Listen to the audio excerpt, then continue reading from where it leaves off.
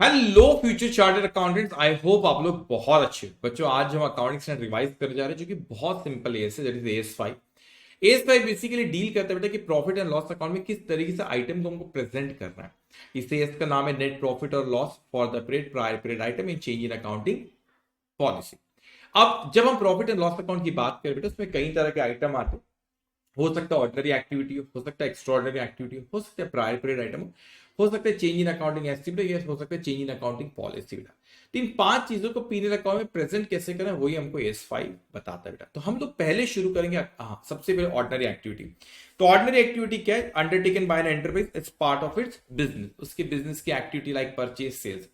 अब उसने क्या किया, इस ऑर्डिनरी एक्टिविटी को दो कैटेगरी में बांट रखा है, एक स्पेशल नेचर की ऑर्डिनरी एक्टिविटी बच्चों और एक अदर ऑर्डिनरी एक्टिविटी। तो जो स्पेशल नेचर की ऑर्डिनरी एक्टिविटी, उसमें कितने आइटम्स यहाँ पे कवर होते? 6 आइटम्स यहाँ पे बच्चों कवर होते। जो स्पेशल नेचर की ऑर्डिनरी एक्टिविटीज में कितने आइटम्स यहाँ पे कवर होते? 6 आइटम्स बच्चों यहाँ पे कवर होते। तो क्या 6 में अपनी मर्जी से कह रहा हूं? Answer is no. हमें अकाउंटिंग स्टैंडर्ड ने बोला है कि 6 आइटम हमको यहाँ पे कवर कर। तो कौन से 6 आइटम इसके बारे में बात करेंगे? ये स्पेशल नेचर की ऑर्डिनरी एक्टिविटी और ये अदर ऑर्डिनरी एक्टिविटी। अब वो हमसे कहते हैं क्यों उसने अलग किया कैटेगरी वाइज। यहाँ पे ऑर्डिनरी एक्टिविटी में भी दो कैटेगरी आ गई, क्योंकि 6 आइटम का डिस्क्लोजर थोड़ा सा अलग है। कैसे, मैं आपसे बात करूंगा। तो कौन से 6 आइटम स्पेशल नेचर के ऑर्डिनरी एक्टिविटी में? प्रॉफिट और loss on sale of PP, profit और loss on sale of investment, decline in value of inventory, legislative changes having retrospective effect, litigation settlement, reversal of provision. तो ये 6 को मैं अपनी मर्जी से नहीं कह रहा हूं बेटा, ये 6 AS 5 ने बताया कि ऑर्डिनरी एक्टिविटी है लेकिन स्पेशल नेचर के। तो आप इसे ये गलती ना करना कि इसे एक्स्ट्रा ऑर्डिनरी आइटम मान लेना। ये कोई एक्स्ट्रा ऑर्डिनरी आइटम नहीं है बेटा, ये ऑर्डिनरी आइटम है लेकिन स्पेशल नेचर का ये ऑर्डिनरी आइटम है बच्चों। ओके, तो ये not an extra ordinary item. अब इसे कैसे डिस्क्लोज करना है वो हमसे कहते हैं disclose is separate item in profit and loss. तो हमें सेपरेटली इसे डिस्क्लोज करना है प्रॉफिट एंड लॉस अकाउंट में, कोई आइटम के साथ मर्ज नहीं कर सकते। अब इसी ऑर्डिनरी एक्टिविटी अदर जो एक्टिविटी है, तो वो कहता है अगर if items of income and expenses from ordinary activity are of such size, nature or incident that their disclosure is relevant to explain the performance, तो उसको कहता है कि उसे भी सेपरेटली डिस्क्लोज करो। मतलब वो 6 में तो कुछ सोचना ही नहीं, स्पेशल नेचर की 6 में से तो सेपरेटली डिस्क्लोज करना है बेटा। इन 6 के अलावा, इन 6 को तो हमें सेपरेटली डिस्क्लोज करना ही बेटा। इन 6 के अलावा अगर कोई यहां पर आता है, ओके, इन 6 के अलावा कोई ऑर्डिनरी एक्टिविटी जो भी होती है, अगर उसका साइज नेचर ऐसा है कि उसको जरूरी है सेपरेटली डिस्क्लोज करना ताकि परफॉर्मेंस हम अच्छे से लोग समझ पाए हमारे एंटिटी का, तो इसीलिए उसे भी सेपरेटली डिस्क्लोज करना। लेकिन उसका साइज नेचर और incidence, for example Infosys company में सैलरी मेजर अमाउंट है उनका, तो ये 6 में सैलरी नहीं आ रहा लेकिन वो जरूरी है उसको सेपरेटली डिस्क्लोज कर, तो उससे बताओ आप। ओके, अब ऐसे कोई भी आइटम जो आपको लगता है कि रेलेवेंट, उसको सेपरेटली डिस्क्लोज करना चाहिए, क्योंकि हम इससे अपने परफॉर्मेंस को ज्यादा अच्छे से एक्सप्लेन कर सकते यूजर का फाइनेंशियल स्टेटमेंट, तो उसे भी सेपरेटली डिस्क्लोज करना चाहिए बेटा। So nature amount of such item should be disclose separately when their size nature और incident that their disclosure is relevant, जरूरी हो गया, रेलेवेंट हो गया टू एक्सप्लेन द परफॉर्मेंस। तो ये हो गई हमारी ऑर्डिनरी एक्टिविटी बेटा। उसमें स्पेशल नेचर 6 आइटम है, उसको separately disclose other than other ordinary activity. अगर उसका साइज नेचर और इंसिडेंट जरूरी है, उसे ऐसा है कि उससे रेलेवेंट है, उसे सेपरेटली डिस्क्लोज करें टू एक्सप्लेन द परफॉर्मेंस, तो उसे सेपरेटली डिस्क्लोज करना चाहिए। अब मैं जाता हूं बच्चों एक्स्ट्रा ऑर्डिनरी आइटम में। एक्स्ट्रा ऑर्डिनरी आइटम क्या होता है? जो कि clearly distinct from the ordinary activity. For example flood आ जाना, ओके, अर्थक्वेक हो जाना। So not expected to recur frequently regularly. अभी इंपॉर्टेंट चीज है, एक तो क्लियरली डिस्टिंक्ट है बिजनेस और फ्रीक्वेंटली होता नहीं, but that does not mean सारे आइटम बेटा जो फ्रीक्वेंटली नहीं होते वो एक्स्ट्रा ऑर्डिनरी एक्टिविटी ना। एग्जाम्पल मैं आपको दूं, अगर मैं कोई सेल ऑफ फिक्स एसेट, अब वो भी फ्रीक्वेंटली नहीं होती, that doesn't mean extraordinary item. Extraordinary item जो कि क्लियरली डिस्टिंक्ट होता है बिजनेस में, फॉर एग्जांपल अर्थक्वेक आना, फ्लड हो जाना, राइट्स हो जाना, all these are extraordinary item. तो example loss due to earthquake, fire, आग लग जाना, अर्थक्वेक हो जाना, ओके, तो ये हो गया आपका एक्स्ट्राऑर्डिनरी आइटम। तो इसे किस तरीके से डिस्क्लोज करना, क्योंकि ये बताता ही एस 5 बात भी उसके बारे में कराए कि हमको पीएनएल अकाउंट में कैसे डिस्क्लोज करना। तो कहते हैं separately disclose in a manner that its impact on the current year profit or loss can be perceived or can be seen, you can say। अब बड़ा इंटरेस्टिंग पॉइंट है बेटा कि ये हमसे कहता है कि सिर्फ आप ऐसा लिखोगे सेपरेटली डिस्क्लोज करो, पीएनएल में किसी को मर्ज नहीं कर सकते, तो आपको नंबर नहीं मिलेंगे बेटा। आपको ये कहना है कि separately disclose in a manner that is impact on the current year profit और लॉस कैन बी परसीव्ड और कैन बी सीन। तो व्हाट यू मीन बाय कि कैसा लिखो पीएनएल अकाउंट में कि उसका इंपैक्ट करंट ईयर प्रॉफिट और लॉस पे कैसा हो रहा है, वो हम यहाँ पे पता लगा पाए, अब वो पता चल पाए। What does it mean? तो देखो यहां पे लिखा है प्रॉफिट बिफोर एक्स्ट्राऑर्डिनरी आइटम तो हमारा 5 करोड़ सपोज, एक्स्ट्राऑर्डिनरी आइटम से हमारा लॉस हुआ 1 करोड़ सपोज, और प्रॉफिट आफ्टर एक्स्ट्राऑर्डिनरी आइटम है 4 करोड़। तो आप यहाँ पे इंपैक्ट दे सकते हो कि एक्स्ट्राऑर्डिनरी आइटम का हमारे प्रॉफिट पे क्या इंपैक्ट पड़ रहा है बेटा। तो यहाँ पे लॉस हो 1 करोड़, लॉस हो हमारा 1 करोड़, तो ये लॉस लिखने के पहले हमारा प्रॉफिट है 5 करोड़, ये लॉस लिखे बाद हमारा प्रॉफिट है 4 crore. So we can see that कि हमारे प्रॉफिट और लॉस पे क्या इंपैक्ट पड़ रहा है एक्स्ट्राऑर्डिनरी आइटम का। तो अगर आप ऐसा लिखे होंगे एक्स्ट्राऑर्डिनरी आइटम डिस्क्लोज सेपरेटली, तो नंबर नहीं मिलेंगे। Extraordinary item should be disclosed separately in a manner that its impact on the current year profit or loss can be perceived मतलब can be seen, okay? तो इस तरीके से आपको लिखना रहेगा। अब आते हैं third, that is prior period item. What is this prior period item? Past में हमने कोई एरर करे और अभी हमें पता चला उसको हम सुधारे, वो प्रायर पीरियड आइटम होता है। So error in the preparation of the financial statement of one और more prior period discovered in the current period.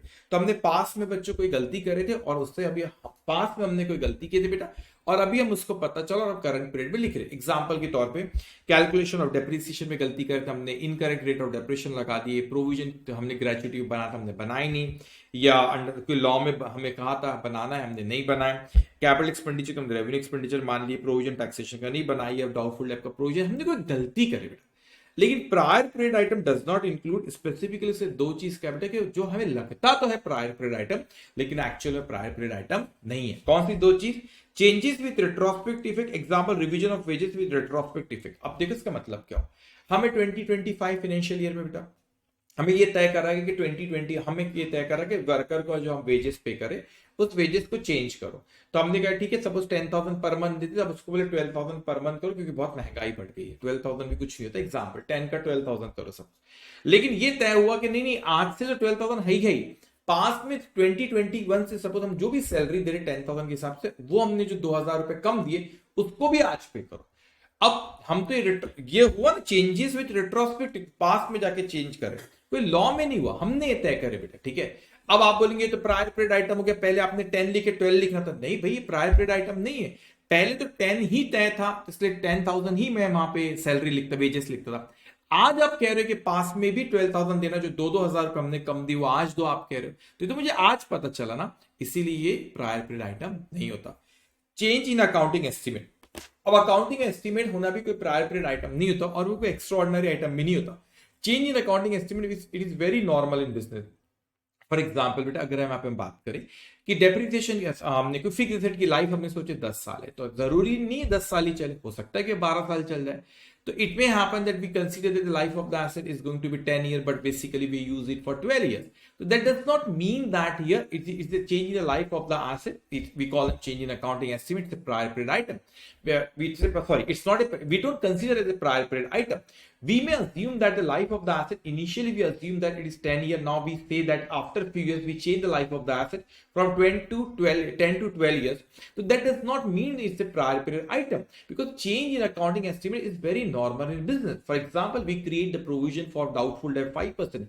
That does not mean that actual bad debt is going to happen at 5% only. It may happen that actual bad debt may be 4%, maybe 6%. It is not necessary the amount of provision that we have created by 5%, then actual bad debt is going to be 5% only. It may be more or less 5% that year. It means that we make certain estimate when we do accounting. That does not mean that the estimate is going to be 100% accurate. There will be change in accounting estimate, and it is very normal in business. For example, changing the life of the asset, changing the provision for doubtful debt that we have created. So we don't call this change in accounting estimate as a prior period item. It is not a prior period item. In fact, it's an ordinary activity only. So there are two things that we are not going to consider as a prior period item when changes with a retrospective effect. For example, that we change the amount of wages here, and the second one is the changing in what accounting estimate. तो इसे किस तरीके से disclose कर रहे हैं बच्चों? हम जब इसको डिस्क्लोज करने की बात करते हैं, सेम वैसा ही इसे डिस्क्लोज कर रहा है P&L अकाउंट में जैसे हम एक्स्ट्राऑर्डिनरी आइटम को डिस्क्लोज करते हैं। हम एक्स्ट्राऑर्डिनरी आइटम को कैसे डिस्क्लोज करते हैं? Separate disclose in a manner that impact on the current year profit और लॉस कैन बी सीन। तो हमने तीन चीज कवर कर, जैसे एक्स्ट्राऑर्डिनरी आइटम को करते हैं वैसे इसको भी सेपरेट डिस्क्लोज कर रहा है प्रायर पीरियड आइटम को। तो तीन चीज ordinary, extraordinary, prior period item. पहले फट से रिवाइज करा लो, एक बार आखिर में क्विक रिवीजन का भी रिवीजन कर लेंगे, ठीक है। अब उसके बाद होता है फोर्थ बेटा चेंज इन अकाउंटिंग एस्टिमेट। तो तो एस्टिमेट में बदलाव ही क्यों आता हूँ, तो एस्टिमेट में बदलाव इसलिए आता है बेटा that is changes occur due to the change in circumstances, हालात सर्कमस्टेंसेस बदलते हैं based on which estimate was made और एज ए न्यू इन्फॉर्मेशन। तो दो वजह से अगर सर्कमस्टेंसेस बदले या न्यू इन्फॉर्मेशन, फॉर एग्जांपल हमारा बिजनेस था दिल्ली में, हमने सोचे नहीं हम मुंबई में सेटअप करते हैं, हमने फैक्ट्री शिफ्ट करे, लेकिन कोस्टल एरिया था, सपोज वहां पे समुद्र के किनारे हमने फैक्ट्री लगाया, सपोज एग्जांपल बेटा।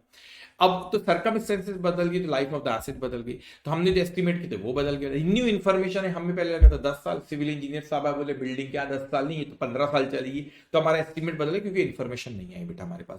तो कोई सर्कमस्टेंसेस के बदलने से भी हमारी एस्टिमेट बदल सकते हैं बेटा, और कोई इन्फॉर्मेशन आने की वजह से भी हमारा एस्टिमेट बदल सकता है। नाउ हमसे कहते हैं revision are natural and do not qualify, or natural, it is very normal in business that there is a change in accounting estimate, so we do not, ये कोई extraordinary item नहीं है, ना ही तो प्रायर पीरियड आइटम है। अब जब आप अकाउंटिंग एस्टिमेट चेंज करते हो उसके दो चीजें हैं कि हो सकता है कि आपने एस्टिमेट चेंज हुआ तो सिर्फ करंट ईयर के प्रॉफिट और लॉस पे इंपैक्ट हो रहा है, और उस एस्टिमेट के बदलने की वजह से ये भी हो सकता है कि करंट ईयर के प्रॉफिट और लॉस पे तो इंपैक्ट हो रहा है, at the same time future के भी प्रॉफिट और लॉस पे इंपैक्ट होगा। अब हम देखते हैं यहाँ पे हमसे कहते हैं चेंज अफेक्टिंग करंट ईयर, सिर्फ current year, for example included debt, for example is basically bad debt. तो हमने क्या कि चेंज इन अकाउंटिंग एस्टिमेट के बेड डेप हमने 5% सोचे थे, लेकिन एक्चुअल बेड डेप हमने 4% हुआ, तो करंट ईयर के प्रॉफिट और लॉस पे इंपैक्ट पड़ेगा। लेकिन ऐसे भी हो सकता है कि कभी एस्टिमेट बदला, उससे करंट ईयर का प्रॉफिट और लॉस और साथ में आने वाले समय का भी प्रॉफिट और लॉस इंपैक्ट होगा। For example change in life of asset, हमने सोचे थे 10 साल, लेकिन हमें लगता है 15 साल, तो हमने भाई अब लाइफ चेंज होगी तो अमाउंट ऑफ डेप्रिसिएशन इस साल का भी बदल गया और आने वाले समय का भी बदल गया, तो इसकी वजह से हमारा चेंज इन अकाउंटिंग एस्टिमेट में हमारा करंट ईयर का प्रॉफिट पे इंपैक्ट पड़ रहा है, लेकिन आने वाले समय के भी प्रॉफिट पे इंपैक्ट पड़ रहा है, ऐसा भी हो सकता है बच्चों। अब वो कहते हैं कि जब भी आपका चेंज इन अकाउंटिंग एस्टिमेट हो तो आपको कहते हैं, इसमें बच्चे कभी कंफ्यूज हो जाते हैं, कंसिस्टेंट क्लासिफिकेशन, मतलब पहले जो कैटेगरी में आता था, फॉर एग्जांपल डेप्रिसिएशन की अलग हेडिंग है, डेप्रिसिएशन अमोर्टाइजेशन, तो उसी हेडिंग के अंदर आएंगे, आप हेडिंग चेंज उसकी नहीं करना, वो हमसे कहता है। अभी चेंज इन अकाउंटिंग एस्टिमेट नहीं तो एक्स्ट्राऑर्डिनरी आइटम, नहीं तो ऑर्डिनरी, नहीं तो प्रायर पीरियड आइटम है बेटा, एक ऑर्डिनरी आइटम। अब वो कहते हैं उसका डिस्क्लोजर कैसे करूं, तो कहते हैं कि डिस्क्लोज करो nature and amount of estimate material affecting the current period और expected to have a material effect the future. तो उसका नेचर भी बताओ, उसका अमाउंट भी बताओ, हमें डिस्क्लोज करना है बेटा कि कैसे करंट ईयर प्रॉफिट को हमारा इंपैक्ट कर रहा है due to change in accounting estimate, और आने वाले समय पे भी कैसे हमारे प्रॉफिट पे इंपैक्ट करेगा, ठीक है। तो उसको डिस्क्लोज करना बेसिकली। इफ क्वांटिफिकेशन इम्प्रैक्टिकल, अगर हम पता नहीं लगा पा रहे तो डिस्क्लोज द फैक्ट, जैसे हम अकाउंटिंग पॉलिसी बताओ कि हमें ये नहीं पता लगा पा रहे कि हम इसकी वजह से हमारा क्या इंपैक्ट पड़ेगा हमारे करंट ईयर के पीरियड पे या आने वाले समय पे बेटा। अब आगे हम बढ़ते हैं आखिरी वाला, that is change in accounting policy, that is nothing new in that year. The reason is that क्योंकि चेंज इन अकाउंटिंग पॉलिसी हमने ऑलरेडी S1 में पढ़ चुके बेटा, लेकिन तो भी मैं एक चीज यहाँ पे आएंगी उसके बारे में कह दूं कि पहले तो चेंज इन अकाउंटिंग पॉलिसी होती है, accounting policy specific accounting principle and the methods of applying those principle. For example we do the valuation of inventory at cost और NRV whichever is lower. How we do the cost, calculate the cost, we can calculate cost by FIFO method, weighted average method बेटा। लेकिन एक important चीज है जो हमें यहाँ पे ध्यान रखना है, that is accounting policy not account. दो चीजें जैसे वहां पे सिखाया था कि प्रायर पीरियड आइटम नहीं है बेटा, वैसे यहाँ पे दो चीजें आपकी चेंज इन अकाउंटिंग पॉलिसी नहीं है। कौन सी दो चीज बच्चे, पहला adoption of accounting policy that differ in substance from previously occurring event और ट्रांजैक्शन। अब वो हमें लगता है चेंज इन अकाउंटिंग पॉलिसी, लेकिन नहीं, बेसिकली डिफर इन सब्सटेंस है। फॉर एग्जांपल के थ्रू समझेंगे, introduction of a formal retirement gratuity scheme by an employer in place of ad hoc ex gratia payment to employees on retirement. पहले क्या होता था, हम वॉलंटरीली हम यहाँ पे रिटायरमेंट पे हम लोग दे देते थे ग्रेचुइटी जो भी हमें देना होता था। अब हमने फॉर्मली इसका अनाउंसमेंट करे, लेकिन कुछ भाई आपने सब्सटेंस बदला, पहले वॉलंटरी देते थे, अब आपने फॉर्मली अनाउंस करे अब देते, लेकिन पहले भी देते थे अभी भी देते, पहले जैसे कैलकुलेट करते थे अभी भी हम वैसा ही कैलकुलेट बच्चों कर रहे हैं।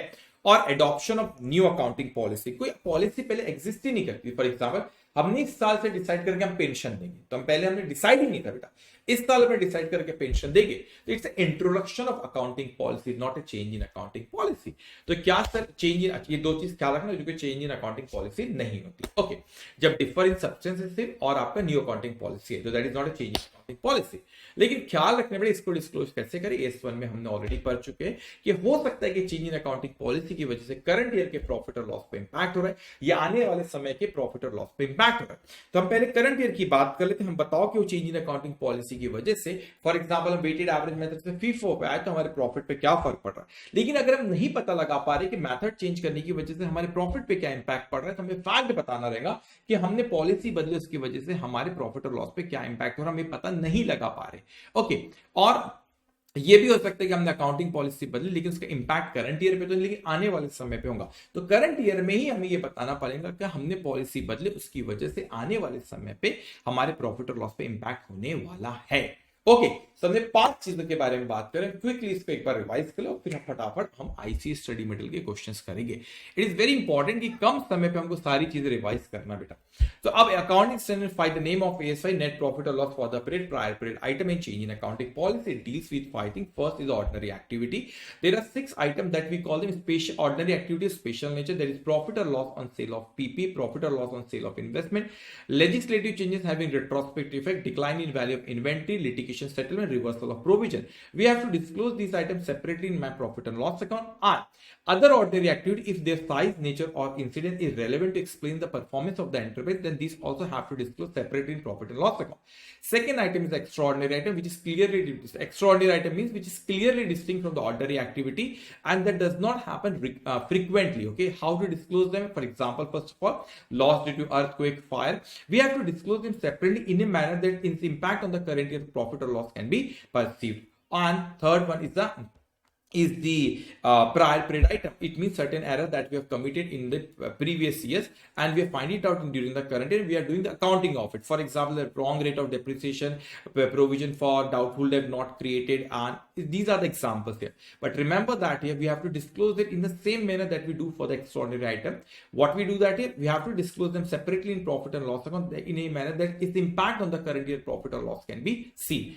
Very important point कि इसमें 2 चीजों को हम प्रायर पीरियड आइटम कंसीडर नहीं करते, that is changes with retrospective effect. For example wages वाला example, changes in accounting estimate, वो कोई प्रायर पीरियड आइटम नहीं है बेटा।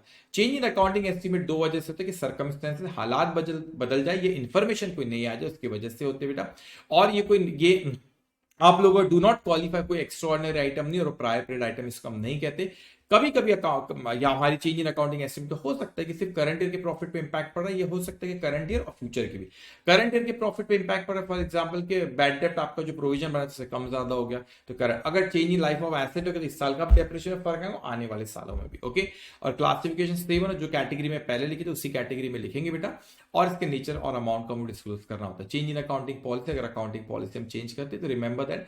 वैसे change in accounting policy S1 में भी हमने रिवाइज करे थे, कब हम चेंज इन अकाउंटिंग पॉलिसी करते बेटा, अगर लॉ कहता है, एएस कहता है, या प्रॉपर प्रेजेंटेशन के लिए। अब ख्याल रखना कि 2 चीज चेंज इन अकाउंटिंग पॉलिसी जो डिफर इन सब्सटेंस होता है। एग्जांपल जो हमने यहाँ पे ग्रेचुइटी का देखे थे बेटा, और दूसरा हमारा ग्रेचुइटी क्या था, यस ग्रेचुइटी। ओके, और adoption new accounting policy, accounting policy पहली बार इंट्रोड्यूस करी गई, तो that is also not a change in accounting policy. Very simple, this is S 5 बेटा। Now what will do that here, हम लोग अब आईसी स्टडी मटेरियल के क्वेश्चंस हम लोग करेंगे। सो फर्स्ट क्वेश्चन क्या कहते हैं बच्चों, now here that fuel charge is billed in by the state electricity board at provisional rate. अब वो कोई बोर्ड है इलेक्ट्रिसिटी वाला बेटा, अब वो प्रोविजनल रेट लगाता था। Now final bill for fuel charges of rupees 5.3 lakh for the period October 2021 to September 2027, मतलब 7 साल का बिल लगभग बेटा, has been receive and paid in February. Final bill आया फरवरी 2008 में पे करे, लेकिन वो तो बहुत अमाउंट है, तो प्रोविजनल रेट पे लगाता था बेटा, लेकिन अचानक से उसने हमको जो भी फाइनल बिल दिया और 5.3 लाख का बिल दिया, और हमने क्या करे, however the same was accounted in the year 20x 8 और 9, मतलब 2008-9 यू कैन से दैट, जब हमने उसको पे करे। तो बेटा ये कहता है हमसे कि हमने ये एनुअल अमाउंट, आपने फाइनल बिल अभी आया, फाइनल बिल फरवरी 20 में हमने जब पे करे बेटा, लेकिन वो कहता है हमसे आईसीए कि ये ऐसा लगता है, it seems as a result of हमने पास में कोई गलती करे, क्योंकि भाई बहुत डिफरेंस है ना, पहले प्रोविजनल रेट लगाता तो ठीक है, लेकिन फाइनल बिल आया तो 5.3 लाख पे करना है हमको, तो बहुत अमाउंट है। It seems like a prior period item बेटा, तो कहता है कि हमने पास में बराबर अकाउंटिंग नहीं करे, इसलिए प्रायर पीरियड आइटम पे इसको सेपरेटली डिस्क्लोज करना in a manner that is impact on the current year profit और loss can be seen. Now अब हमसे यहाँ पे कहता है that during the year 20x1 to a medium sized manufacturing company wrote down its inventory, मतलब inventory को कम करा उसने at NRV पे करा by ₹5, is a separately disclosure, is a separate disclosure necessary। पहले तो बेटा यहाँ पे आपका ये कोई मतलब कोई प्रायर पीरियड आइटम नहीं है, हाँ, लेकिन उससे हमसे ये कहा था बेटा उसका इनकम एंड एक्सपेंसेस का साइज अगर ऐसा है, नेचर इंसिडेंस जो कि इंपॉर्टेंट है बेटा, कि उसको सेपरेटली डिस्क्लोज करना चाहिए तो उसको कर, अभी इंपॉर्टेंट पॉइंट है, तो इसको सेपरेटली डिस्क्लोज उन्हें करना चाहिए।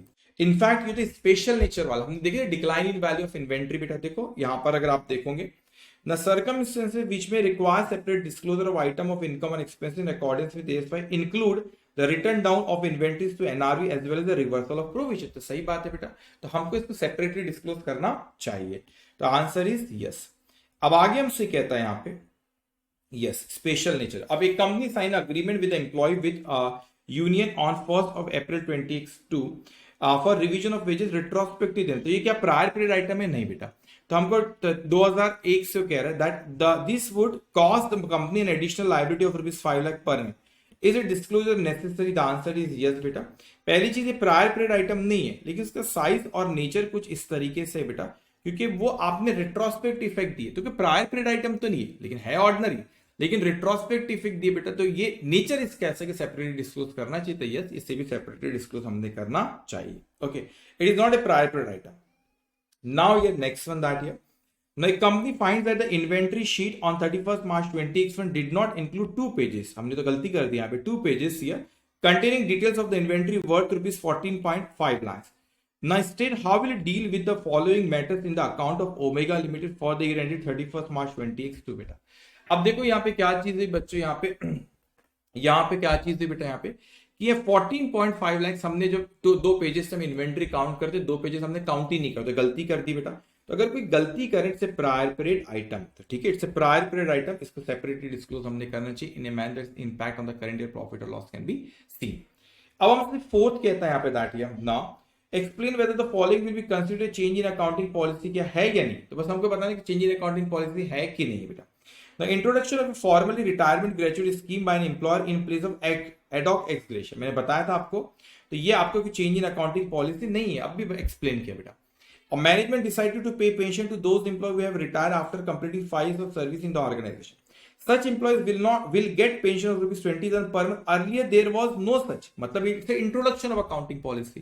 तो क्या ये भी चेंज इन अकाउंटिंग पॉलिसी होती है? नहीं होती, it's the introduction of accounting policy, क्योंकि पहला ऐसा कोई भी प्रोविजन नहीं था, या भी इन्होंने इंट्रोड्यूस करके पेंशन भी देंगे बेटा। Okay, now here the fifth one here. Now in the current year A Limited changed the depreciation method from SLM to WDV. Now when A Limited recomputed the depreciation retrospectively as per the new method here, deficiency arose in the depreciation in respect to the past year, therefore it reduced the carrying amount of the asset by the amount deficiency, and such change in carrying amount deficiency amount has been debited to the statement of profit and loss as an extraordinary item। पहली चीज बेटा कि यहां पर उसने method depreciation की change करा, तो ये आपकी ना मेथड बेसिकली ये स्टैंड से इसका कनेक्शन है। मेथड और डेप्रिसिएशन हम जब चेंज करते हैं, ये स्टैंड जब हम रिवाइज करेंगे, तो आप मेथड जब डेप्रिसिएशन की डिसाइड करते हैं that is on the basis of the future economic benefit के बेसिस पे हम डिसाइड करते हैं बेटा। जब आप फ्यूचर इकोनॉमिक के बेनिफिट पे हम लोग बेसिस पे हम डिसाइड करते हैं, तो वो पैटर्न बदला तो हमारी मेथड भी बदल जाती है, तो कोई एक्स्ट्राऑर्डिनरी आइटम नहीं होता बेटा, ये आपका चेंज इन अकाउंटिंग एस्टिमेट कहते हैं। तो as per AS ten also change in method और depreciation we don't call it extraordinary item, obviously it's a change in accounting estimate. तो वो जो कह रहा है कि एक्स्ट्राऑर्डिनरी आइटम है, जो कि गलत है ना, वो कहता है weather the change in carrying amount of the asset due to change in depreciation method should be treated extraordinary item, the answer is no, ये कोई extraordinary item बच्चों नहीं है। now here done, बस इतना ही था। okay, now here a change in the estimate of the estimated life of the asset which necessitates adjustment depreciation is like the prior period item, change in accounting estimate, ordinary item, extraordinary change in accounting estimate। Now which of the following is considered extraordinary item as per AS5? Written down right of receivable inventory intangible asset, नहीं वो नहीं है कोई extraordinary item।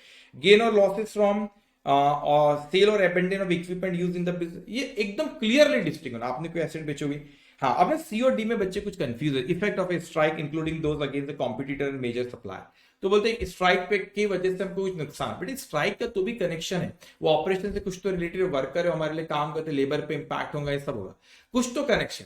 लेकिन आप देखो flood damage from the unusually heavy rain और normally dry environment, अब एकदम से एक्सपेक्टेड फ्लड आ जाना, वो एक एक्स्ट्राऑर्डिनरी आइटम है। स्ट्राइक का होना तो भी कुछ कनेक्शन आपका बिजनेस से हो सकता है, क्योंकि लेबर पे इंपैक्ट होगा, वर्कर हमारे स्ट्राइक पे चले गए, लेकिन फ्लड आ जाना that is clearly distinct from the business ordinary activity, therefore the answer is D बेटा। Now here which of the following state is an example of extraordinary item पूछना है। Okay, the written down value at, ये तो आपकी ordinary activity special nature है। Reversal of written down वो भी आपका, रिवर्सल ऑफ प्रोविजन भी आपका special nature ordinary activity. Government grant become refundable, AS 12 में भी आपको पढ़ाऊंगा बेटा, गवर्नमेंट ग्रांट मिलती है, रिफंड होते हैं, एक्स्ट्रॉर्डिनरी आइटम थे। रिवर्सल ऑफ प्रोविजन भी आपका ऑर्डिनरी एक्टिविटी स्पेशल नेचर की। Now here extraordinary item are income or expenses that arise from the event clearly distinct from the ordinary activity and that are not expected to recur frequently or regularly. Correct. There the answer is C, both A and B. Now an audit stock verification during the year ended here 31st March 2021 revealed that the opening stock of the year was understated by rupees 5 lakh due to wrong counting. अब हमने counting ही गलत करे बेटा, तो हमारा opening stock गलत है, तो इसका क्या इफेक्ट होगा? ओपनिंग स्टॉक को बढ़ा 5 लाख से, और जो हमारे लास्ट ईयर का क्लोजिंग स्टॉक हो तो लास्ट ईयर का प्रॉफिट भी हमारा कैरी फॉरवर्ड कम हो तो प्रॉफिट को भी बढ़ाना रहेगा। It is not a prior period, पहले तो प्रायर पीरियड आइटम है, हमने पास में गलती करे, तो ये तो आंसर नहीं। It should be treat as a prior period item, correct, and should be separately disclose the current year financial statement, correct, ये तो सही है, उसको सेपरेटली डिस्क्लोज करते हैं। The adjustment of rupees 5 lakh in both opening stock करना है अपने करंट ईयर के और profit brought forward from the previous year, correct. तो इस साल के ओपनिंग स्टॉक को भी बढ़ाओ, पिछले साल का प्रॉफिट हमारा कम हो गया क्योंकि स्टॉक कम लिखे आप, प्रॉफिट भी कम हो तो प्रॉफिट को भी हम बढ़ाएंगे। तो the answer is D both, क्योंकि B and C. Now last question, a company Z Limited is engage in the business of providing consultancy service. A few days back it received a notice from the GST department raising a demand of GST on consultancy services provided by it rupees 5 lakh. Recently Z Limited paid the demand in the books. The payment is recorded as extraordinary item. कहां से हुआ बच्चों? अब tax demand raise करा तो business activity है ना, tax तो पे करना पड़ेगा, तो कोई एक्स्ट्राऑर्डिनरी आइटम नहीं है। So whether the payment of tax demand raise by the tax can be considered extraordinary item, the answer is no. देखो कितना सिंपल है बेटा, हमने मात्र 25 से 26 मिनट में पूरे इसको रिवाइज करो, आईसीएसई के क्वेश्चन भी हमने यहाँ पे डिस्कस करे। That is for today. Tomorrow will take AS 7 बेटा, और if you like it comment करा करो, कोई भी चीज पूछना है तो कमेंट सेक्शन में आप लिखो, I will give you the reply. Take care all of you, bye bye.